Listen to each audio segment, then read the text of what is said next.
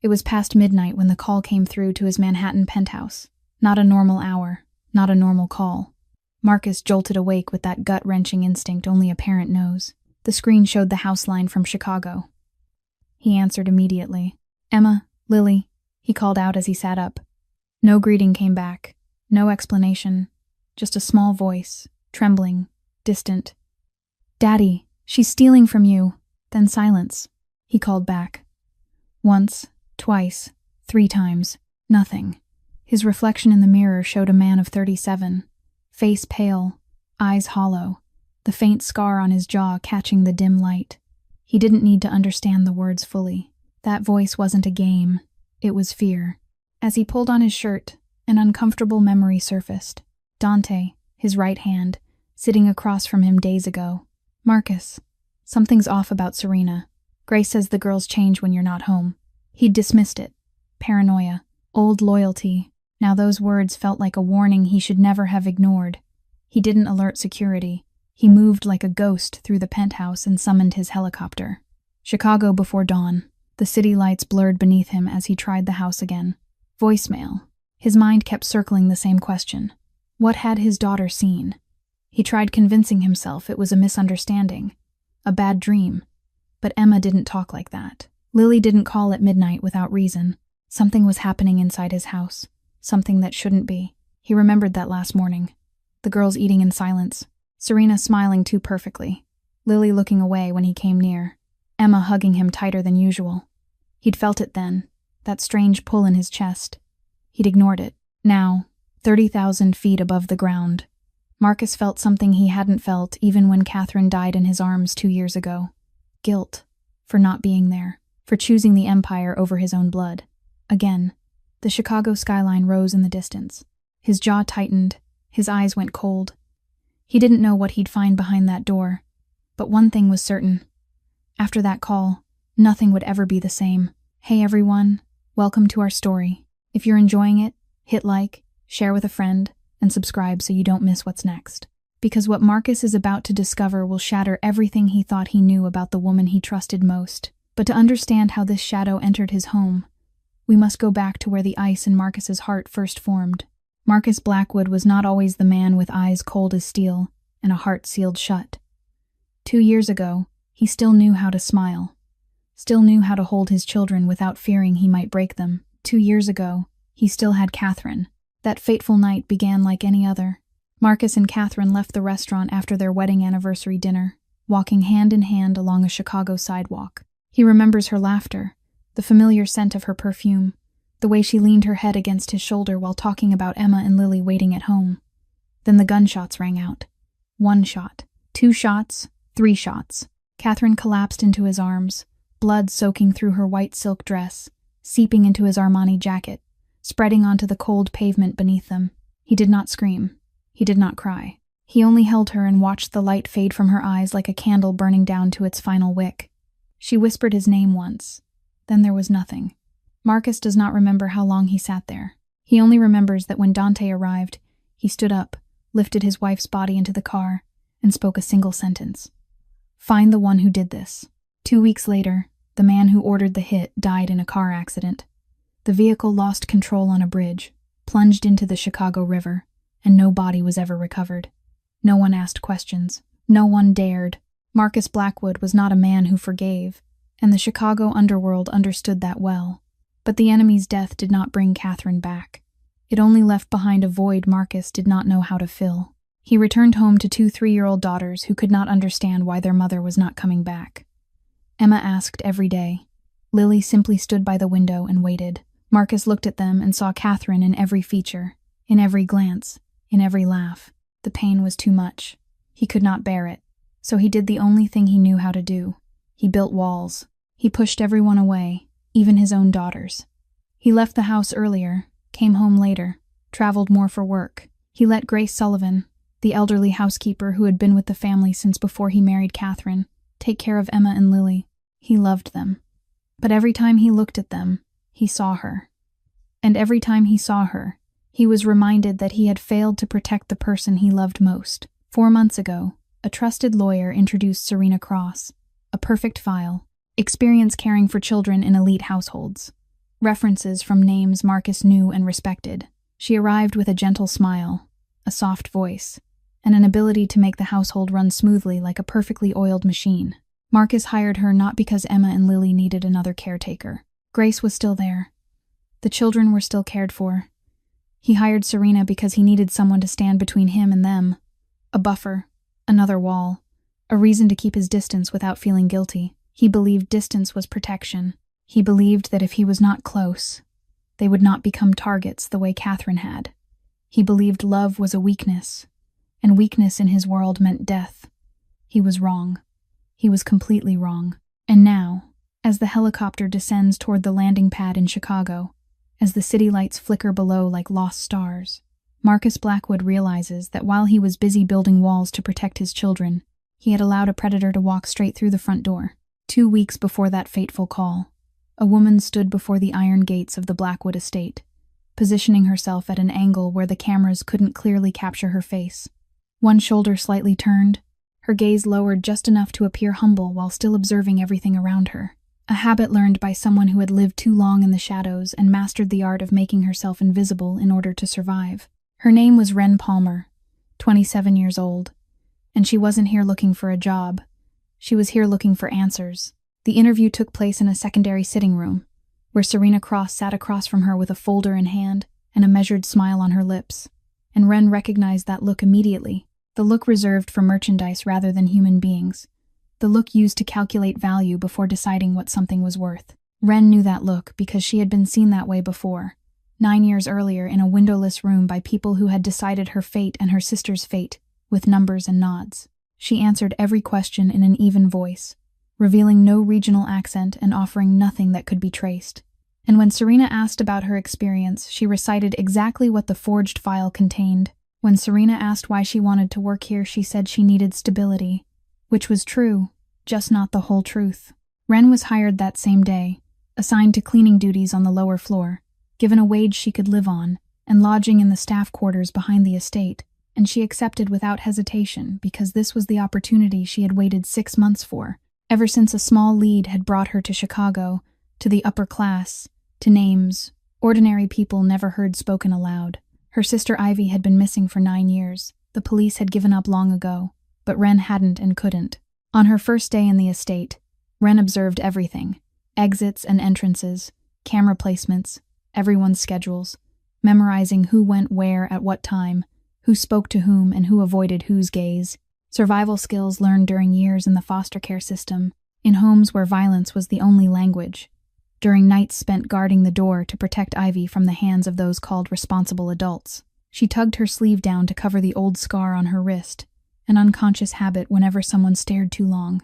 By the 3rd day, Wren saw Emma and Lily for the first time as the 2 children came down the stairs with Serena, hand in hand and eyes lowered, not running, not laughing, not speaking, moving like small shadows with steps so light they barely made a sound, as if they had learned how not to take up space, not to draw attention, not to exist too much. Wren stood beside the cabinet she was wiping and watched them pass by. Emma, the one with blonde hair like her mother's, glancing at her for a second before quickly lowering her gaze. Lily, the one with dark hair like her father's, not even looking up. And Wren recognized something painfully familiar in the way they kept their heads down.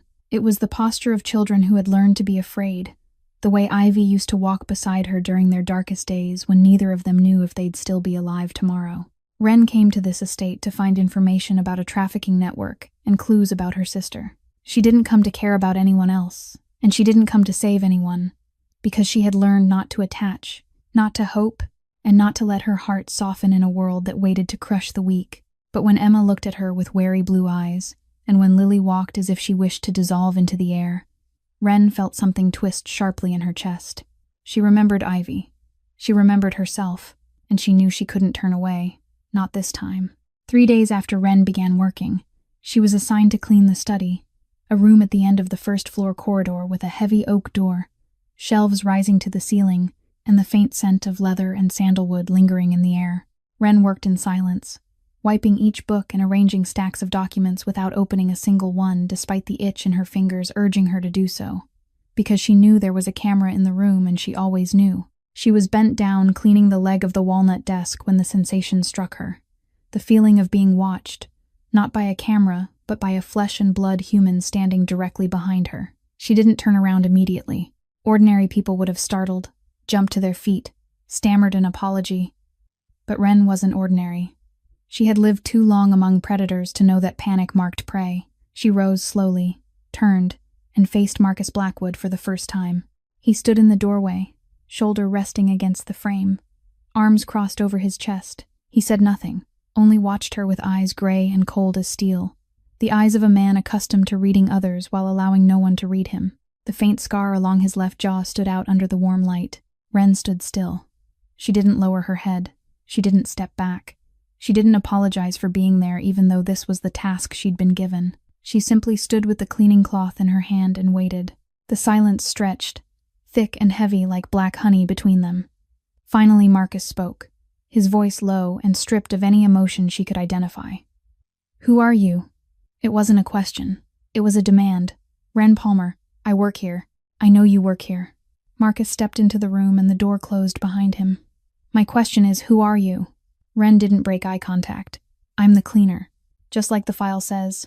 Marcus moved closer, his movements panther smooth, each step soundless and perfectly controlled. He stopped less than a meter from her, close enough for her to see the early threads of silver at his temples, close enough to feel the weight of his presence pressing down like a weapon. He studied her, the calloused hands not belonging to an office worker, the old shirt pressed with care, the posture not that of someone used to serving, and the eyes, dark brown and steady, not flinching, not lowering even as he used silence to bear down on her. "You seem used to being stared at," Marcus said, his voice no louder than a whisper yet heavy as stone. "I'm used to worse things," Wren replied before she could stop herself. She knew instantly she'd said too much, but the words were already out, and she wasn't someone who took them back. Marcus's gaze shifted, not softening, not warming, just changing slightly, as if he'd placed her into a different category in his mind. One more dangerous or perhaps more interesting, and she wasn't sure which was worse. He didn't ask another question. He turned away as if the conversation had ended long before it actually had. At the door, he paused and spoke to Serena standing in the hallway, his voice carrying clearly. "Move her to the upper floor. I want the study cleaned properly." Serena answered in her familiar sweet tone. "Yes, Mr. Blackwood." But when Wren stepped out of the room, she caught Serena's eyes. The smile was still on the woman's lips, but her eyes were cold as ice, her hand gripping the tea tray so tightly her knuckles had gone white. Wren knew that look. It was the look of someone whose territory had just been threatened. It was the look of a hunter when an unfamiliar animal stepped onto her hunting ground. Wren lowered her head slightly and passed without a word. But inside her mind, a warning bell was ringing loud and sharp. She had just become a target, of whom and for what reason she didn't yet fully know, but she would find out. Working on the upper floor meant Wren could observe more, and what she saw kept her awake night after night. Emma and Lily lived in a world of invisible rules that only they seemed to understand. And Wren recognized it through small details most people would overlook, but she never did. Emma always glanced toward the front door before saying anything, as if checking whether someone might be listening. Lily hid food beneath her pillow, dry pieces of bread and small candies, as if she wasn't sure when the next meal would come. Neither child ever turned their back on Serena, not once. Wherever the woman stood in the room, the children's eyes tracked her the way one watches a snake that might strike at any moment. Wren cleaned the children's rooms in the mornings while they were at school, and watched Serena closely whenever Marcus was away, and the contrast was so stark it was frightening. When Marcus was home, Serena embodied gentleness and care, her voice sweet, her gestures attentive, her smile never fading. But when Marcus's car disappeared at the end of the driveway, when the doors closed and the house sank into silence, Serena changed, not suddenly but gradually, like a mask slipping away layer by layer. Her voice sharpened, her gaze hardened, the smile vanished as if it had never existed. One afternoon, as Wren was wiping the staircase, she saw Serena leading Emma down the hallway, her hand gripping the child's wrist, not the way an adult guides a child, but the way someone drags something that doesn't want to follow. Fingers clamped too tightly, tight enough to leave marks on Emma's pale skin. The girl didn't cry. She didn't say it hurt. She simply walked with her eyes lowered and her lips pressed together. Wren clenched the cleaning cloth until her knuckles turned white. She wanted to do something, to say something, but she knew she had no standing. She was only a housekeeper. She had no proof, She had nothing except what her eyes had seen, and in this world that wasn't enough. That evening, Wren passed by the children's room and heard Serena's voice through the half-open door, cold as ice. "Don't you dare cry. Your mother cried all the time too. Look where it got her. She's still dead. And your father still leaves you here with me." Wren froze in the hallway. She heard muffled sobs being swallowed back, the trembling breath of a child trying not to make a sound. She wanted to rush in, to scream, to do anything to stop the poisonous words seeping into young, fragile minds. But she didn't. Not yet. She needed to know more. She needed to understand what she was facing. Wren stepped back, her movements silent, and disappeared into the shadows at the end of the corridor. But Serena's words followed her through the night. Isolation, control, belittlement, breaking the will. This wasn't how a bad nanny treated children. This was technique. This was method. This was how someone dismantled a human being from the inside, turning them into obedient creatures stripped of the will to resist. Wren had seen this before. 9 years ago, in windowless rooms where she and Ivy were held, where traffickers taught them how to stay silent, how to obey, how to stop being themselves. Wren stared at the ceiling in the darkness of her small room. She had come here to find clues about her sister, to find answers to 9 years of loss. But now she realized she was standing in the middle of something far bigger, and 2 children upstairs needed someone to see them before it was too late. 1 week before the trip to New York, Dante Corsetti walked into Marcus's office with the expression he reserved only for serious matters. Marcus was seated behind his desk, eyes fixed on the laptop screen, numbers and contracts occupying his mind completely. And he didn't look up when Dante closed the door behind him. "What is it?" Marcus asked without lifting his gaze. Dante didn't sit. He stood there with his arms crossed, silent long enough that Marcus finally looked up. Dante's eyes, the eyes of a man who had stood beside Marcus since the earliest days of building the empire, who had buried enemies with him and raised a kingdom from ashes, were fixed on him with something close to disappointment. "Grace called me," Dante said, his voice steady but heavy. "She says the girls aren't eating. They aren't sleeping. They aren't talking. It's been weeks." Marcus turned back to the screen. "They're adjusting. Children need time." "It's been 4 months," Dante pressed on. 4 months since Serena arrived. "The girls are getting worse, not better." Marcus stayed silent, his fingers hovering over the keyboard, but he didn't turn around. The silence stretched between them like an invisible wall. Dante exhaled and stepped closer. "And the new maid, Wren, she's noticed something too." This time Marcus turned, his gray eyes narrowing. "Who is she to have an opinion? She's the only person in this house the girls aren't afraid of." Dante replied without hesitation. "Grace says Emma asked about her. Asked if she was a good person. Children don't ask that question about someone they trust, Marcus. They ask it when they're searching for someone to trust." Marcus didn't answer. He looked at Dante for a long moment, then turned back to the screen as if the conversation had ended. "Grace is worrying too much. She never liked Serena from the start. This is personal bias, not evidence." Dante stood there a moment longer, his jaw tightening, then turned and walked toward the door. But before opening it, he stopped, his back still to Marcus. "You can ignore me," Dante said, his voice low but every word clear. "I'm just your subordinate. But don't ignore your daughters. They're trying to tell you something, and if you don't listen, you'll regret it." The door closed. Marcus remained motionless, the glow of the laptop screen illuminating his face.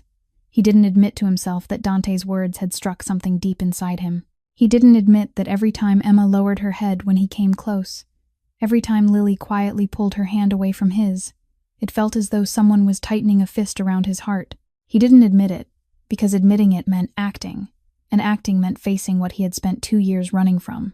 Marcus returned to his work. The numbers on the screen danced before his eyes, but he didn't truly see them. In his mind, Dante's words echoed like an unending bell. "Don't ignore your daughters." He would carry those words with him throughout the trip to New York. He just didn't know that when he returned, it would already be too late for listening alone. That night, Wren couldn't sleep, Serena's words echoing in her mind like a toxic melody that wouldn't stop. "Your mother cried all the time too. Look how much good it did."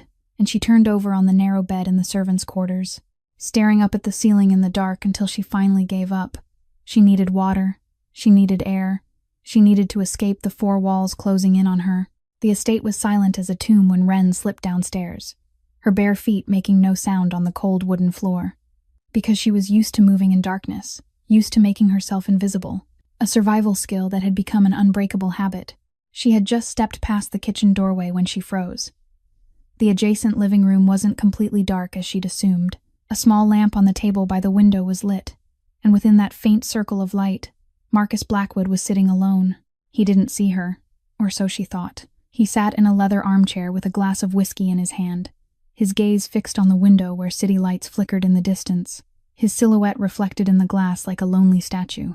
Wren was about to step back, to disappear as if she'd never been there, when Marcus's voice cut through the darkness, low and stripped of emotion. "What are you looking for in my house?" Wren went still. Her heart pounded harder, but she didn't let it show on her face. He didn't turn around. He kept staring out the window as if he were speaking to his own reflection. "Don't lie," Marcus continued, his voice even. "I don't like being lied to, and I always know when someone is lying." Wren swallowed. She had two choices: lie and hope he believed her, or tell part of the truth and hope it was enough to keep him from digging deeper. "I'm looking for work," she said calmly. Marcus turned for the first time. His gray eyes met her brown ones in the darkness, and Wren felt as if he were seeing straight through every layer she'd built to protect herself. "No," he said simply. "You're looking for something. Or someone." Silence stretched between them. Wren knew she couldn't escape with another lie. This man had built an empire by reading people. He wasn't a fool, and she wouldn't insult him by pretending he was. She decided to gamble. "I'm looking for my sister," Wren said, her voice steady but lower. "She went missing 9 years ago. I've heard the Chicago underworld knows everything that happens in this city." Marcus studied her for a long moment without speaking. Wren couldn't tell what he was thinking behind those cold eyes. She didn't know whether he would throw her out or something worse. Then he stood, the whiskey glass still in his hand, walked past her with the faint scent of sandalwood and alcohol, and stopped at the doorway. "If you're looking for someone," he said without turning back, "you need to speak to the right person, not go digging through someone else's office." Wren startled. "You knew I was in the office." "I know everything that happens in this house," Marcus replied, "except one thing." "What?" "Why my daughters are afraid of the person I hired to protect them." The words hung in the air like a confession. Wren watched Marcus's back as he disappeared into the dark hallway, leaving her alone in the cold kitchen with a realization settling in her chest. She wasn't the only one seeing the cracks in this house. Marcus saw them too. He just didn't know what to do with what he was seeing, or he was too afraid to act. The conversation that night with Marcus changed everything because he knew she had been in the office.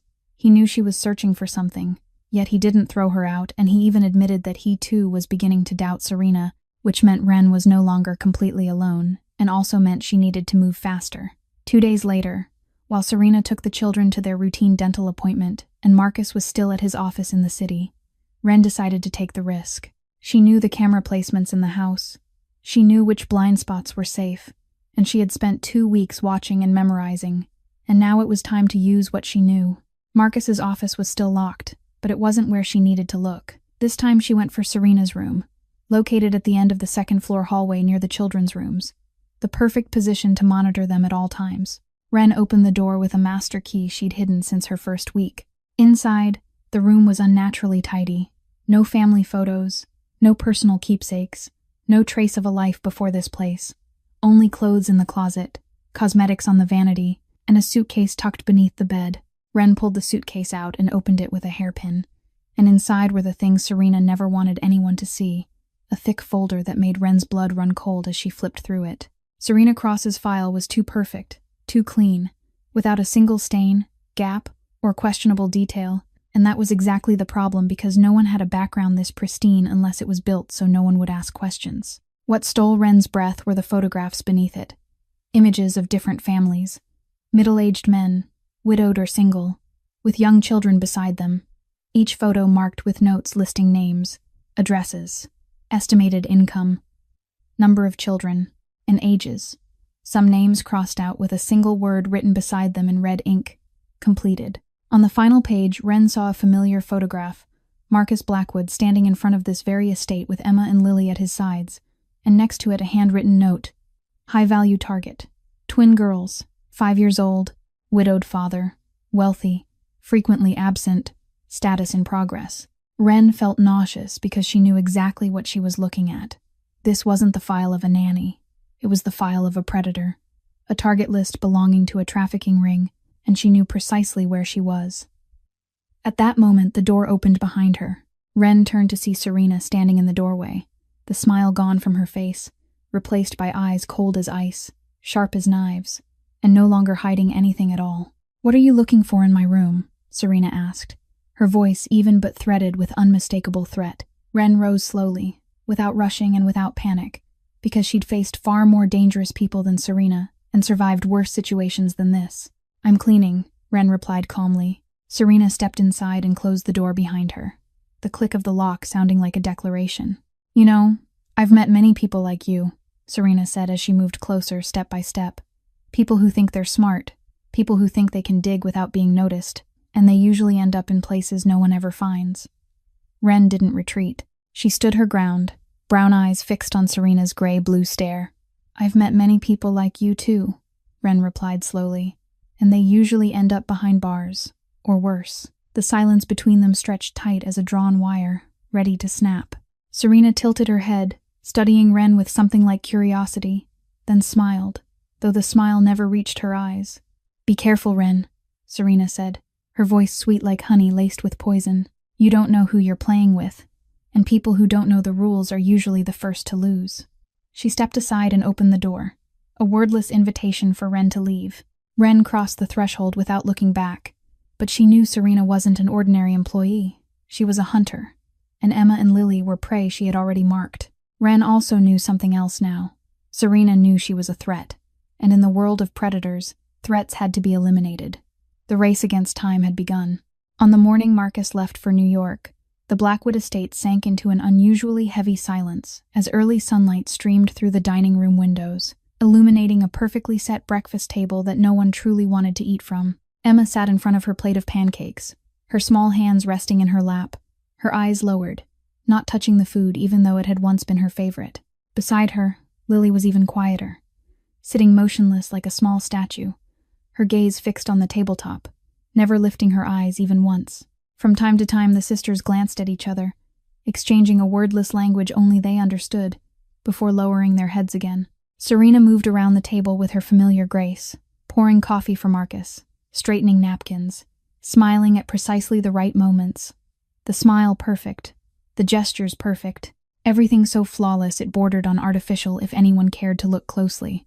But Marcus didn't look closely at all. He was checking his phone, his mind already in New York long before his body would leave Chicago. Ren stood in the corner of the kitchen, pretending to organize things, but her eyes never left the table, and she saw everything. The way Emma nudged her plate aside with a movement so small it was almost invisible. The way Lily clenched the hem of her shirt beneath the table. The way both children shrank inward whenever Serena passed behind them. And she also saw the way Serena glanced toward her, a look quick as lightning yet clear in its message. "I'm watching you." Marcus set his coffee cup down and stood, bending to the children's eye level. And in that moment, Ren saw something soft flicker through his cold gray eyes. "Daddy's going away for a few days, and then he'll be back," he said, his voice lower and gentler than usual. "If you need anything, call Daddy, all right." Emma looked up, her blue eyes like her mother's fixed on him with something that hovered between hope and desperation. "Daddy, when will you come back?"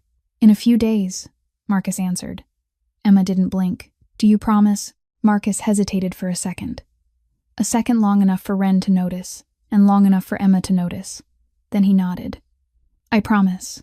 Lily said nothing. She stood, walked over to Marcus, and hugged him, her small arms clutching his suit jacket as if it were the only lifeline she had. She didn't cry or speak. She only held on with all the strength a 5-year-old child could muster, trying to keep something she felt slipping away. Marcus patted her back gently, then carefully loosened her grip. He straightened, exchanged a few words with Serena about the schedule, and walked out the door. Ren stood there watching his retreating figure, wanting to run after him, wanting to shout, wanting to tell him not to go, that something was about to happen, that the children were trying to tell him something he refused to hear. But she had no proof, only instinct and fragments that hadn't yet formed a whole. The sound of an engine roared outside. Ren looked through the window and watched the black SUV carrying Marcus roll down the gravel drive and disappear beyond the iron gates. Instantly, the air inside the estate changed. Serena stepped to the front door and closed it with a soft thud, the click of the lock echoing through the silence like a sentence being passed. Then she turned back, and the smile on her lips vanished like a candle blown out. Emma and Lily stood frozen in the dining room, two small figures holding hands, their eyes lowered, knowing what was coming, and Wren, standing in the kitchen corner with her hands clenched around the edge of her apron, knew it too. Darkness had swallowed the Blackwood estate in the middle of the day. The moment the sound of Marcus's engine faded at the end of the road, Serena Cross became someone entirely different. The gentle smile gone, the sweet voice gone, the caring gestures erased, leaving a woman standing in the living room who was cold as steel, sharp as a blade, and no longer bothering to hide her true nature. Upstairs. Now, Serena ordered Emma and Lily, her voice hard as stone. The children didn't resist because they'd learned long ago not to resist. They only lowered their heads and climbed the stairs on small legs, taking each step as if walking toward a place they knew held nothing good for them. Wren watched from the corner of the kitchen, her heart tightening, wanting to run after them, to pull them back, to do something, anything.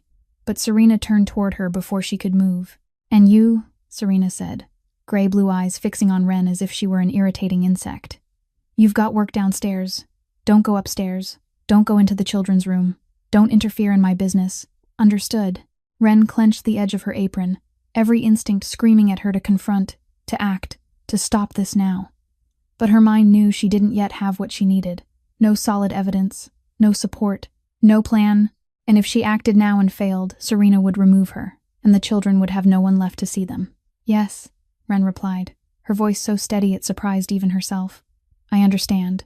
Serena studied her for a long moment as if weighing whether to believe her, then turned and walked up the stairs, her heels striking the wood like the countdown of a bomb.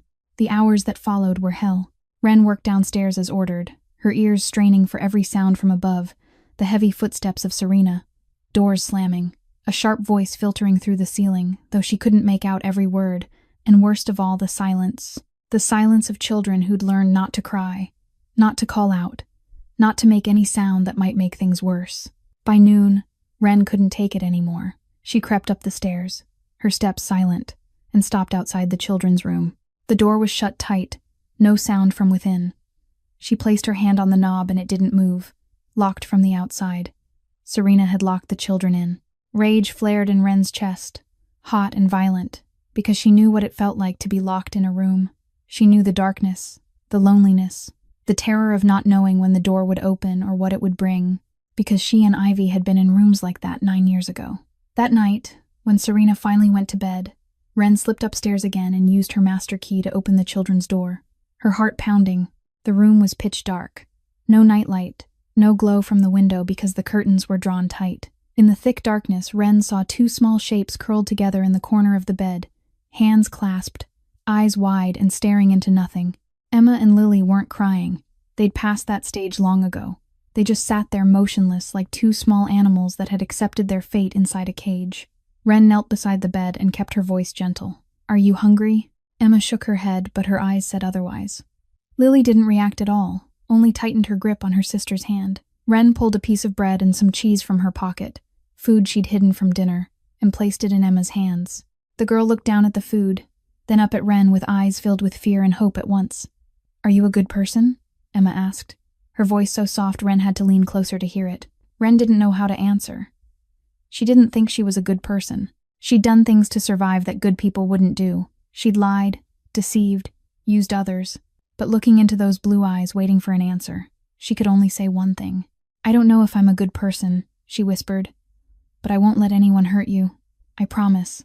Lily spoke for the first time, her voice hoarse as if she hadn't spoken in a long while. "She says Mommy left because we were bad. She says Daddy doesn't love us. That's why he's always gone. She says nobody wants us."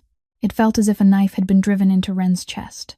Rage surging so fiercely she had to clench her teeth to keep from screaming. But she swallowed it down because the children didn't need her anger. They needed calm. They needed to see someone stronger than their fear. "That's a lie," Wren said, her voice firm even as her heart broke. "Your mother loved you very much, and your father loves you too. Never believe what she says. Never." Emma looked at her, then slowly lifted the bread to her mouth. Lily picked up the cheese and ate quietly, as if afraid someone might hear. Wren stayed there in the darkness, watching over them as they ate, knowing one thing with absolute clarity: she couldn't wait any longer. She had to act, even if it meant risking everything she had. That night, Wren didn't sleep. Lying on the narrow bed in her small room with her eyes fixed on the ceiling, her mind spinning with what she had witnessed and what she knew was coming, the photographs in Serena's suitcase, the list of families marked with the word completed, the way Serena treated Emma and Lily when no one was watching, all the pieces locking together into a horrifying picture Wren couldn't ignore. She had to do something. Now, near midnight, Wren slipped out of her room and moved through the darkness like a shadow, knowing Serena's routine, knowing the woman always drank a glass of liquor before bed and wouldn't leave her room until morning, knowing this was the only chance. Wren unlocked the children's room and slipped inside, finding Emma and Lily still awake, curled together on the bed as if they were waiting for something. Maybe waiting for Wren, maybe waiting for anyone to come and tell them everything would be all right. Wren knelt beside the bed and pulled from her pocket the old phone she'd hidden since her first day here. The phone she used to contact underworld sources while searching for Ivy, now meant for something else. "Emma," Wren whispered, holding the phone out to her. "You need to call your dad. Tell him you're scared. Tell him something's wrong. Say anything to make him come home."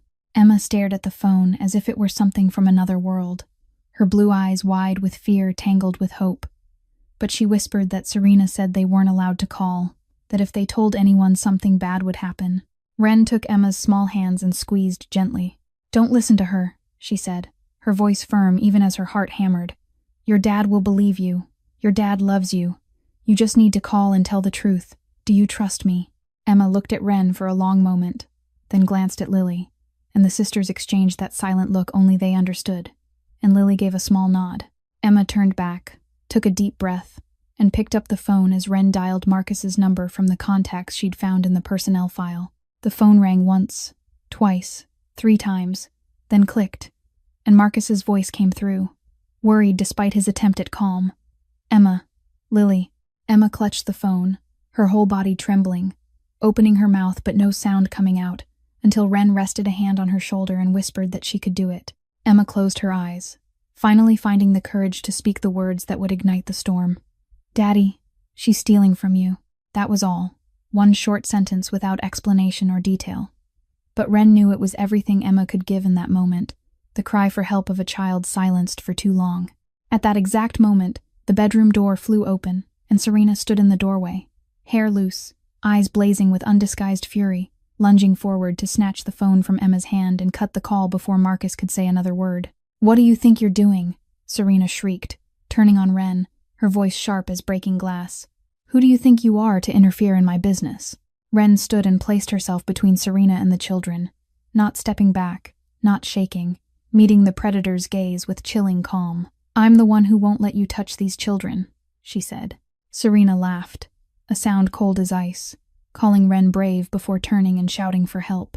2 figures appeared in the doorway, men Wren had never seen in the estate, men who clearly weren't ordinary staff, tall, hard-faced, their eyes fixing on Wren like a problem to be handled.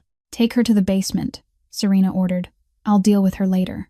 Wren fought, but they were too strong, dragging her from the room, down the stairs, through dark corridors, while Emma's scream tore through the house behind her and through Wren's heart, calling her name again and again until the basement door slammed shut and darkness swallowed everything.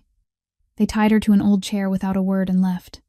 Footsteps fading, the lock clicking like a verdict. Wren sat alone in the basement darkness, wrists burning from the ropes, lips split from a slap, not knowing whether the call had reached Marcus in time, not knowing whether he'd heard Emma's words, not knowing whether she'd lived through the night, but knowing one thing for certain: she had tried, and sometimes trying was all anyone could do. Marcus's helicopter touched down on a private landing pad outside Chicago before the sky had fully lightened, and he didn't wait for the blades to slow, didn't wait for the pilot to shut down the engine, didn't wait for anything at all. He jumped out and charged toward the black SUV already waiting. Where Dante stood with a tension on his face Marcus rarely saw. "What happened?" Marcus demanded as he opened the car door, his voice sharp as a blade. Dante shook his head, worry etched deep into his features. "I don't know. I've been calling the house since I heard you were flying back." No one answered. Not Serena. Not Grace. No one. Marcus clenched his jaw. "Drive. Now." The SUV tore through the streets of Chicago in the pale light of dawn, the engine roaring like a hunting animal, while Marcus sat in the back seat staring straight ahead though his mind was elsewhere. Emma's voice echoed in his head, small and shaking. "Daddy, she's stealing from you." He didn't understand what the words meant, but he understood the fear behind them, the plea buried inside that single sentence, and he understood that he had missed too many signs. The car screeched to a halt at the estate gates. Marcus was out before the engine even cut, running for the front door, which wasn't locked. He shoved it open and stopped. Silence. The house was drowned in a silence so thick it felt wrong. No footsteps, no voices, no sound of children laughing, nothing but a hollow emptiness like a tomb. "Emma!" Marcus shouted, his voice echoing through the vast space. "Lily." No answer. He took the stairs 2 at a time and kicked open the children's bedroom door. Empty. The beds unmade. Toys scattered across the floor. But no children. Dante appeared behind him with a phone pressed to his ear. "I just spoke to Grace. Serena sent her on leave yesterday, said there was a replacement." Grace didn't know anything about what was happening. Marcus's fists tightened as rage ignited in his chest. "Where is Serena? Where are my daughters?" Dante checked his watch. "It's 6 in the morning. Normally the girls leave for school at 8, but the school isn't open this early." Marcus was about to speak when a sound drifted up from somewhere below, a faint noise like knocking, coming from the basement. The 2 men exchanged a look and rushed down the stairs. The basement door was locked from the outside. Marcus shattered the lock with a single kick and stormed inside. The basement was pitch dark, the air thick with damp and rot. Dante's phone light swept across the space and stopped in a corner.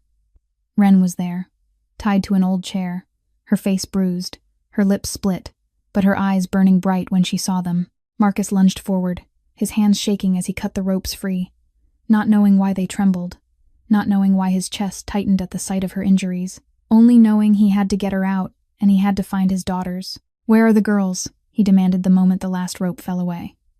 Ren coughed, her voice hoarse but clear. "School." She took them to school.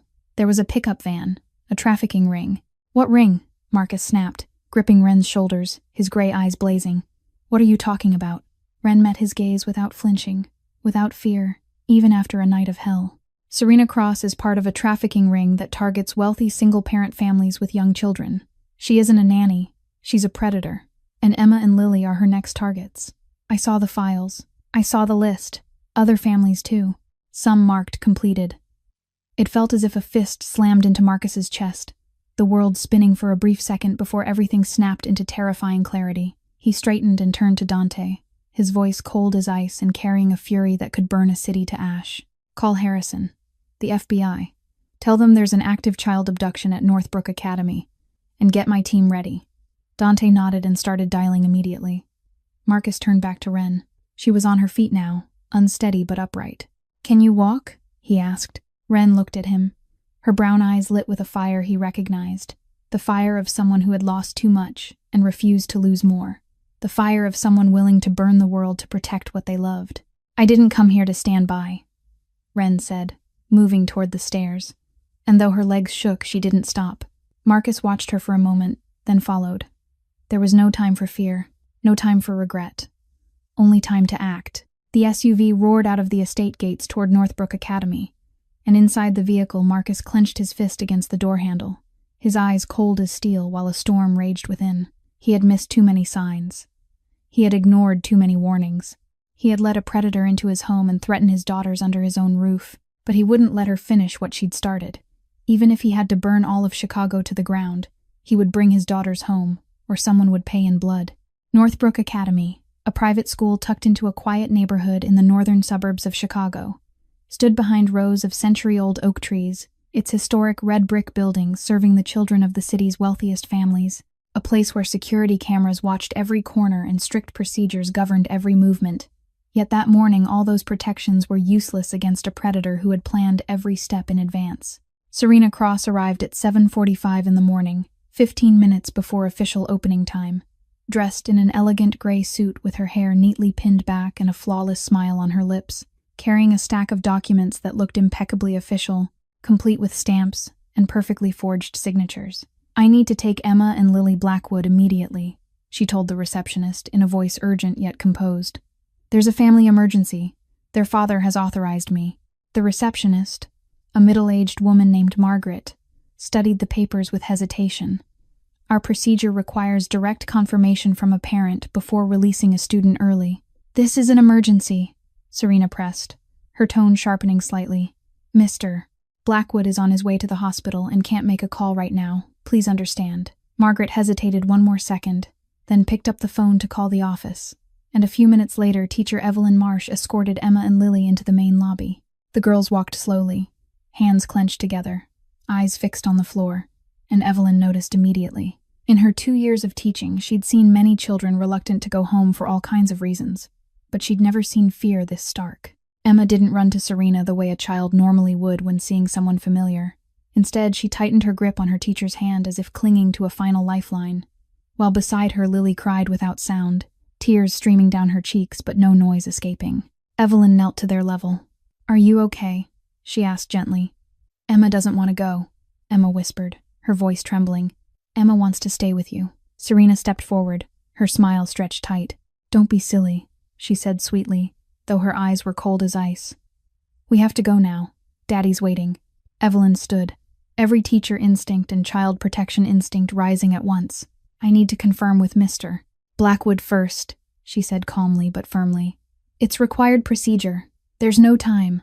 Serena moved to grab Emma's hand, but Evelyn blocked her. "I'm sorry, but I can't allow anyone to remove a student without parental confirmation. That's the rule." For a split second, Serena's eyes changed, the gentle mask slipping to reveal something cold and dangerous beneath. Then she smiled lightly, as if it were all a misunderstanding. "Fine," she said. "I'll wait," but Evelyn had seen enough. She turned to Margaret at the desk and said a single word: "Lockdown." Margaret understood instantly and pressed the button beneath the desk. Alarms sounding throughout the school within seconds as the front doors automatically locked. Classroom doors slammed shut, and teachers began ushering students into secure areas. Serena cursed and tried to drag Emma toward a side exit, but that door had already locked too, and she spun back, eyes scanning the lobby like a cornered animal. Outside, police sirens began to wail in the distance, quickly drawing closer. Someone had called the police. Maybe Margaret, maybe Evelyn, or maybe the FBI call Dante had placed on the way. Serena knew she was out of time. She released Emma's hand and backed toward the staff exit, but when she turned, she found herself face to face with Marcus Blackwood, standing like a wall of steel, gray eyes cold as ice with hell burning behind them, Dante blocking the only remaining escape beside him, and Ren stepping in behind them, face bruised and lips split yet standing upright like a warrior who'd survived battle. "You touched my children," Marcus said, his voice so low and cold the air itself seemed to freeze. "You thought you could touch my children and walk away." Serena laughed, a hollow, icy sound. "You don't understand who you're dealing with, Blackwood. Victor Kane isn't someone you want as an enemy. He's got people everywhere and he won't let this go." "I don't care who Victor Kane is." Marcus stepped forward, each footfall heavy and deliberate. "I only care that you end up where you belong, behind bars, or 6 feet underground.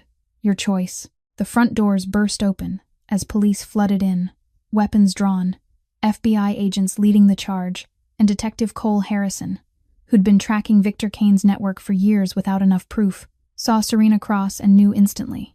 "Cuff her," Harrison ordered. "Serena Cross, you're under arrest for conspiracy to kidnap and suspected involvement in an interstate trafficking ring. You have the right to remain silent. Anything you say can and will be used against you in court." As the cuffs snapped around Serena's wrists, Emma and Lily ran to Marcus, and he dropped to his knees, opening his arms, and for the first time in 2 years he held his daughters as if his life depended on it. Emma sobbed into his shoulder, the sound breaking free after too many silent days, while Lily clung to his neck, her whole body shaking. Marcus didn't speak. He only held them, holding on as if letting go would make them vanish, holding on as if this were his last chance to do so. And a few steps away, Ren stood watching, tears blurring her vision, not knowing exactly why she was crying, only knowing that for the first time in many years, she felt she'd done something right, and for the first time she felt that hope wasn't a foolish thing after all. The FBI headquarters in Chicago stood inside a tall glass building in the heart of the city, cold and impersonal like the work carried out within its walls. And that night, Serena Cross sat in an interrogation room with cuffs still locked around her wrists, her once perfectly styled hair now loose and disordered, her gray-blue eyes still cold but stripped of their former arrogance.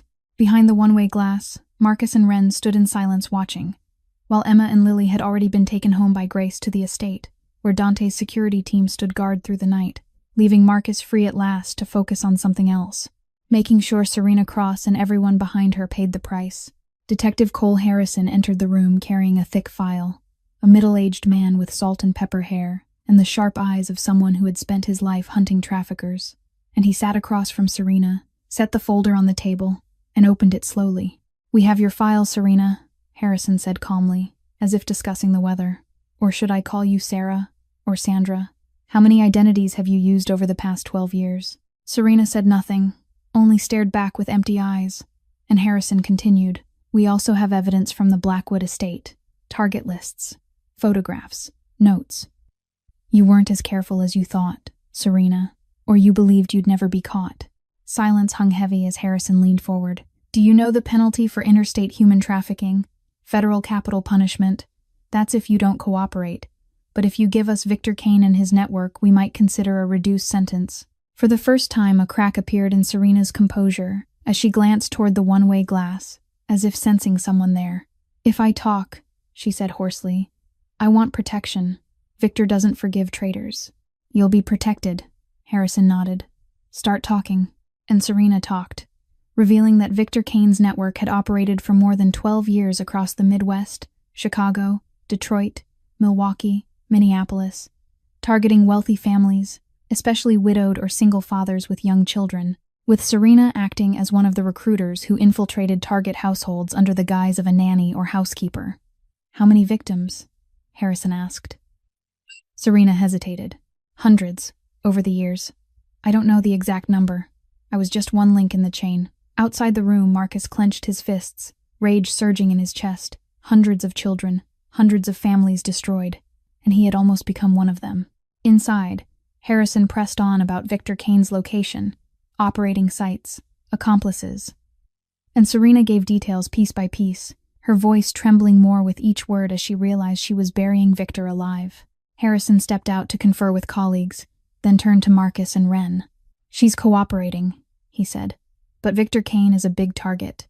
We need time to verify everything." "Let me in," Marcus said coldly. "Can't do that." Harrison shook his head. "You're not law enforcement." But he glanced at Wren. "She can be." Wren blinked. "Me. She has information Serena can confirm," Harrison explained. "About her sister. If she asks directly, Serena might answer." Wren's heart pounded as she looked at Marcus, and he gave a small nod, and she entered the interrogation room, facing the woman who had locked her in the basement hours earlier. Serena looked up, eyes widening. "Ah, the curious maid," she sneered. Wren ignored the taunt, sat down, placed her hands on the table, and met the predator's gaze. "Ivy Sullivan," Wren said steadily despite her racing heart. 24 years old, taken in Milwaukee 9 years ago. "You know where she is?" Serena tilted her head, studying Wren like an odd specimen. "You're the sister of old merchandise." Wren didn't react. She waited. And after a long silence, Serena sighed as if accepting the inevitable. "Ivy Sullivan," she murmured, searching her memory. "I remember that file. She was sold to a client in Detroit at first, but the deal failed. Too stubborn. Wouldn't comply." "Where is she now?" Wren asked, her voice trembling despite herself. "Detroit," Serena replied. "There's a garment factory on the outskirts. Victor keeps the ones who can't be sold there. They work until they can't anymore. If your sister is still alive, she's there." Wren stood, her legs shaking but her resolve intact, and stepped out to face Marcus waiting outside. "Detroit," she said firmly. "She's in Detroit." Marcus studied her for a long moment, then nodded. "We're going there. Together." Wren didn't thank him. She only nodded back. But in that moment she felt something she hadn't felt in 9 long years. Hope. 48 hours later, the convoy moved quietly into an abandoned industrial zone on the outskirts of Detroit. The sky still pitch black at 5 in the morning, the hour when darkness was at its deepest before dawn tore open the horizon, the perfect moment for a raid when prey still drifted in half sleep and the hunter became the hunted. The FBI coordinated with Detroit SWAT, 12 armored vehicles, more than 50 tactical officers, and a search warrant signed by a federal judge, but trailing behind the official convoy was a black SUV with no government plates, and inside sat Marcus Blackwood with eyes cold as steel, Dante beside him along with 3 men from his private team. Harrison had argued against Marcus's presence, insisting this was an FBI operation with no place for civilians.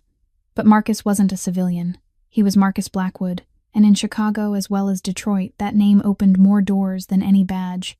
So in the end, Harrison relented, allowing him to come as an advisor on the condition that he wouldn't carry a weapon and would stay back until the site was secured, a condition Marcus accepted because he didn't need a gun to deal with Victor Kane if the chance came.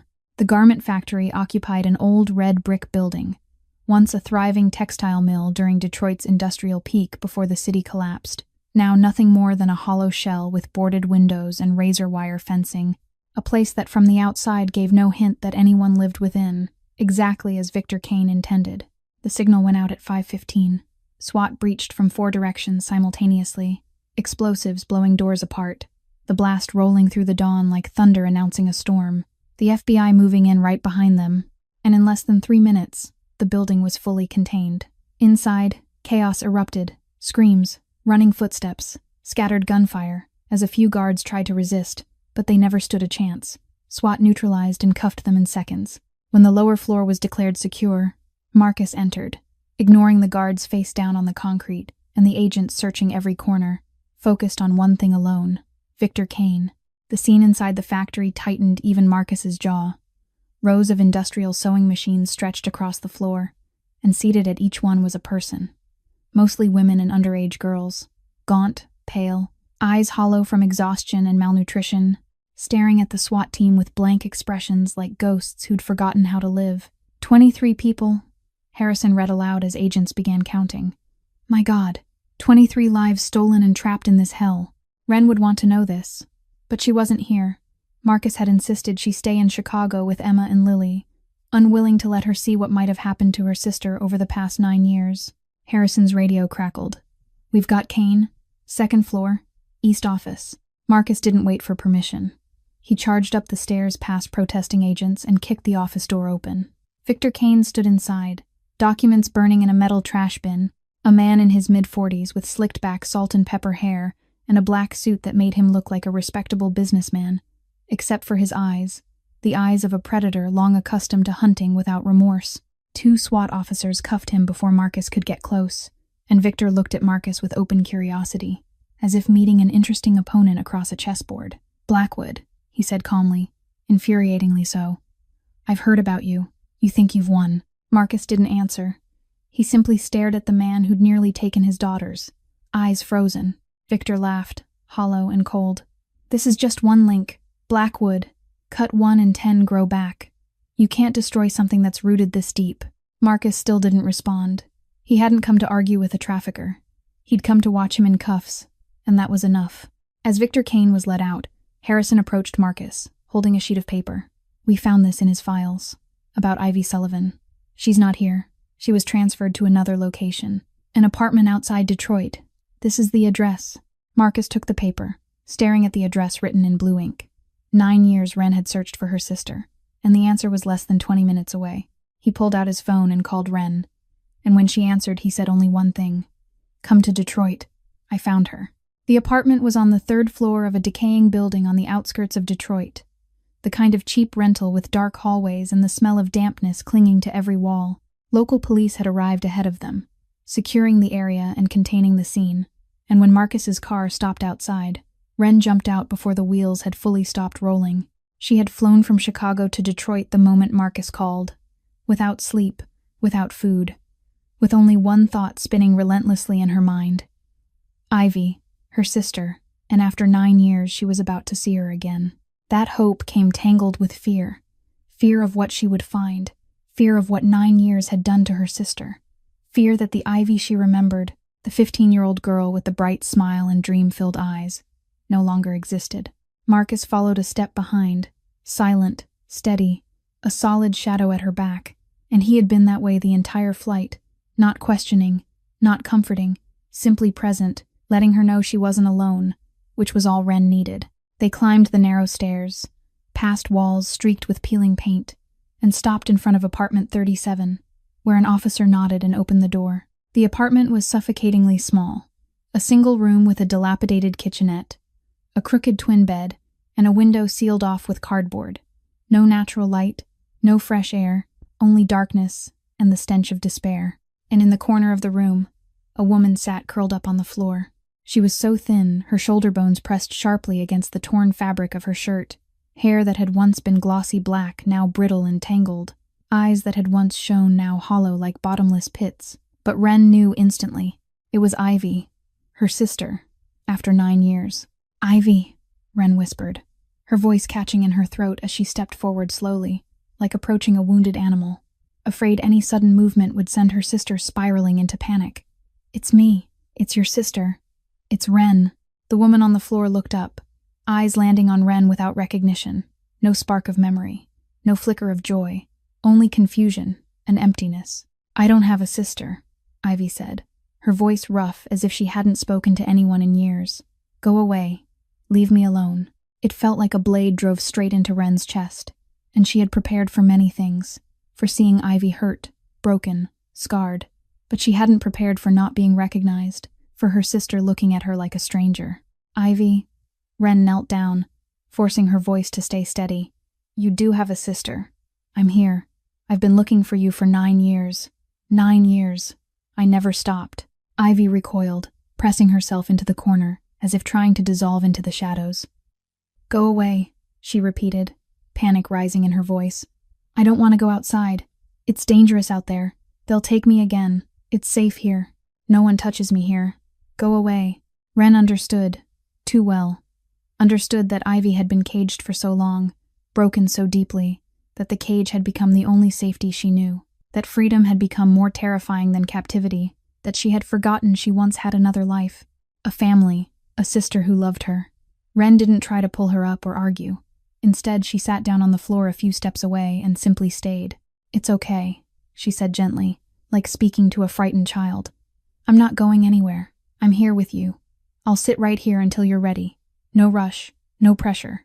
I'm just here." Silence stretched on, Marcus watching from the doorway, with an expression Wren couldn't read, saying nothing, not interfering, knowing this was a battle Wren had to fight alone. Then, after a long stretch of time Wren couldn't measure, Ivy spoke, her voice small and distant, as if echoing from somewhere deep inside a crushed soul. "Do you remember the song Mom used to sing?" Tears welled in Wren's eyes, because she did remember, clearly, the lullaby their mother sang to them every night before sleep, before the car accident that took her life, before 2 orphaned girls were thrown into foster care and ground down by the world. She remembered, and she began to sing, her voice trembling, uneven, imperfect, but the melody unchanged, the memory intact, the love still there. Ivy listened, and something shifted in her empty eyes. A tiny, fragile light, like a candle flickering in a storm.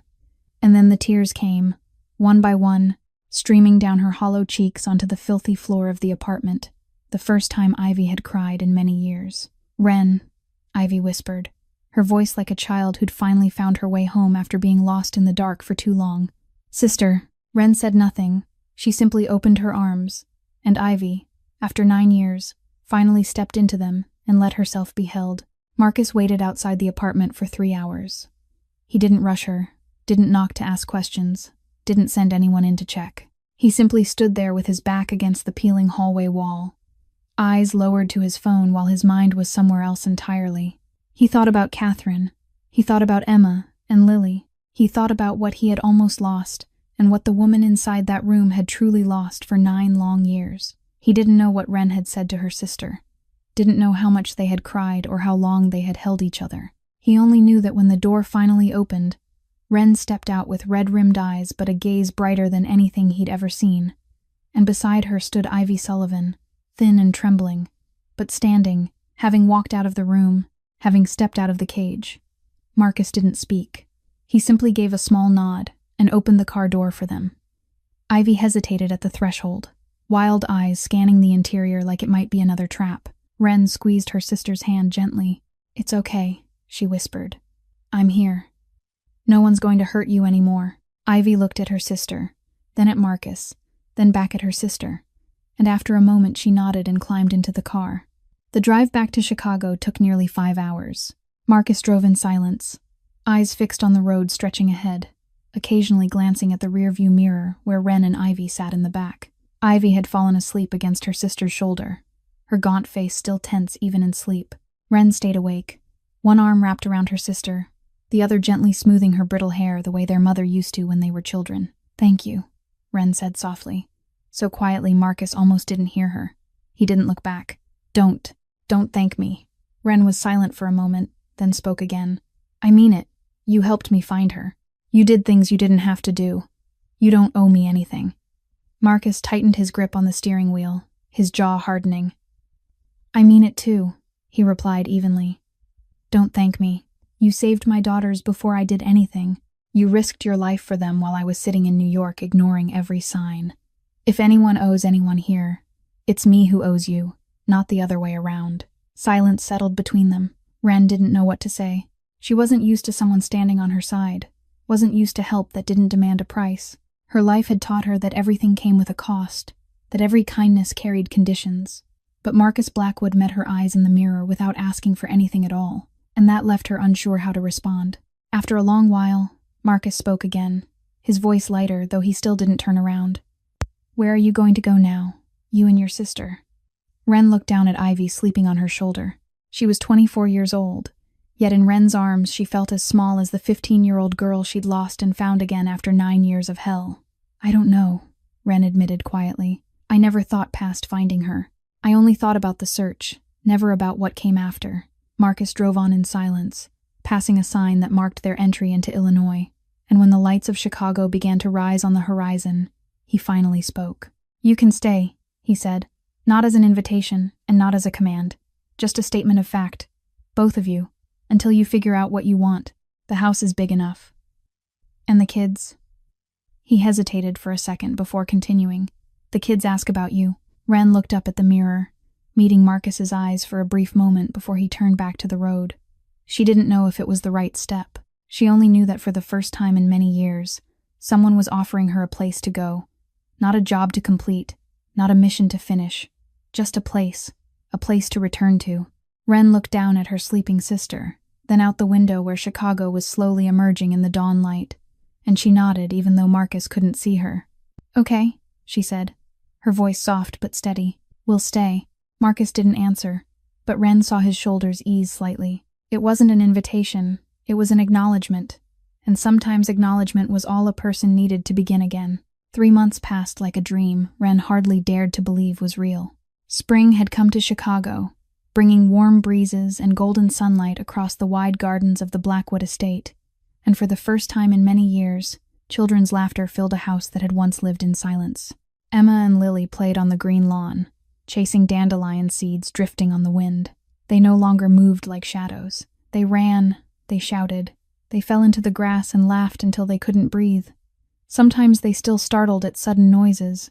Sometimes they still searched for permission before doing the smallest things.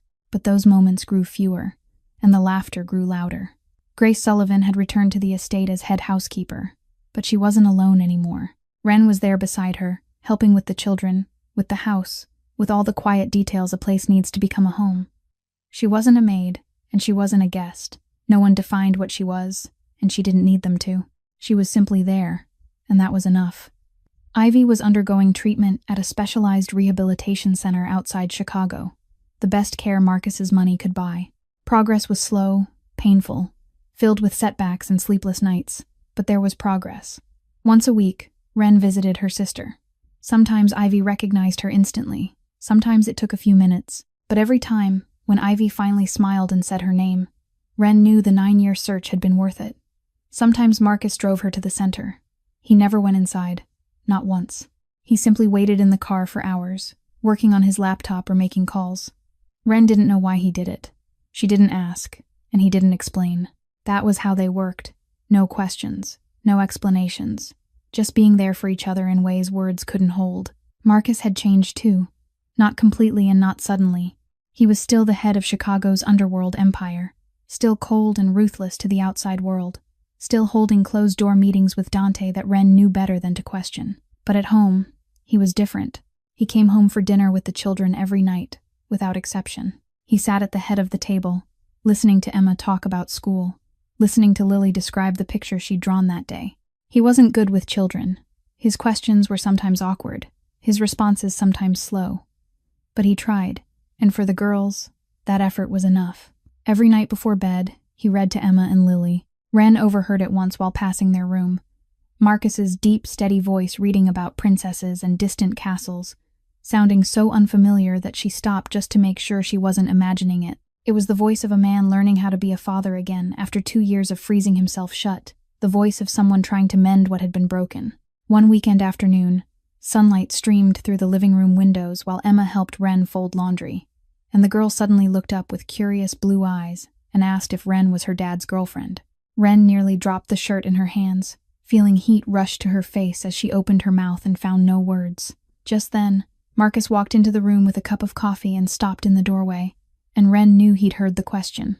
Their eyes met for a brief, heavy moment. Marcus didn't answer, didn't confirm or deny anything. He simply looked at Ren with gray eyes. She still couldn't read after 3 months under the same roof, then turned and walked toward his study as if nothing had happened. Emma shrugged and went back to folding, already forgetting the question. But Ren didn't. She watched Marcus disappear behind the door and wondered where she stood in that house, in that man's life, in a story she wasn't sure she wanted to belong to. Some things don't need to be defined, she told herself. They just need to exist. But that night, lying alone in the room Marcus had given her, she found herself unable to stop thinking about Emma's question and the way Marcus had looked at her before turning away. That morning, the Blackwood estate was filled with spring sunlight and the smell of toasted bread drifting from the large kitchen. Ren stood at the stove, turning eggs in a pan while listening to Emma and Lily's laughter echo down the staircase. This was a task she had chosen for herself, not because anyone asked or assigned it, but because she wanted to, because for the first time in her life she had a place she could call home. Small feet came running into the kitchen, and 2 familiar figures rushed forward to hug her legs. "Ren, Ren," Emma cried, blue eyes shining. "Dad promised to take us to the park today. Are you coming with us?" Ren looked down at the 2 upturned faces waiting for her answer and felt her heart warm in a way she didn't know how to name. 3 months earlier, these children had looked at her with fear and suspicion, and now they looked at her like someone who belonged here, who belonged to them. She didn't know how to answer, and she glanced toward the kitchen doorway where Marcus stood leaning against the frame with a cup of coffee in his hand. He didn't tell her to go or not to go, didn't order or invite her. He only looked at her for a moment and said in his usual even voice that the car would leave at 10 o'clock. Nothing more. It wasn't an invitation and it wasn't a command, just information. But Ren understood, and Marcus knew she did. They looked at each other for a brief moment without speaking and without needing to. There were no promises between them, no declarations of love, no romantic gestures like in the movies.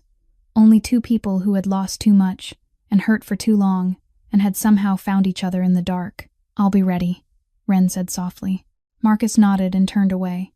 But before he stepped out, he stopped, and without turning back, he spoke more quietly than usual, as if the words were harder than any order he'd ever given in his empire. "Ren, thank you for staying." It was the first time he'd thanked anyone besides Dante. The first time he'd admitted that someone's presence mattered to him. Ren didn't answer. She only smiled even though he couldn't see it. Emma tugged at her hand, delighted. "Ren, you're smiling." "Yeah," Ren said, looking down at the 2 children holding her hands. "I am." Outside the window, Chicago woke beneath the spring sun. Somewhere in the city, Ivy was learning how to trust the world again, one day at a time, one step at a time. Somewhere in this estate, 2 children were learning how to laugh again after months of living in fear. And somewhere within these walls, 2 adults who had lost too much were learning to allow themselves hope. No one said love, no one promised forever, but they stayed, and sometimes staying is enough. This wasn't a happy ending in the way people usually imagine. There was no wedding, no kiss beneath fireworks, no declaration of eternal love. This was simply a new beginning, a chance to heal, a small hope planted among the ruins of the past. And sometimes that's all we need. The story of Marcus, Ren, Emma, Lily, and Ivy reminds us that fear grows in silence, but hope grows when someone dares to speak, that it's never too late to protect the people we love, that redemption doesn't come from erasing the past but from choosing a different future, and that family isn't always defined by blood. Sometimes family is the people who choose to stay when the world tries to pull them apart. Thank you all for listening to today's story. And if this story touched your heart, please like the video, share it with friends and loved ones, and don't forget to subscribe to our channel so you don't miss more moving stories like this. We'd love to hear your thoughts. What did this story make you think about in your own life? Have you ever had to fight to protect someone you love? Have you ever had to learn how to forgive yourself for mistakes in the past? Share with us in the comments below. We read every single one and truly value the stories you share. Finally, we wish everyone watching this video good health, a joyful life, and peace each day. And no matter how difficult life becomes, please remember that there is always hope ahead and you're never alone. Thank you for walking this journey with us. Goodbye, and see you in the next video.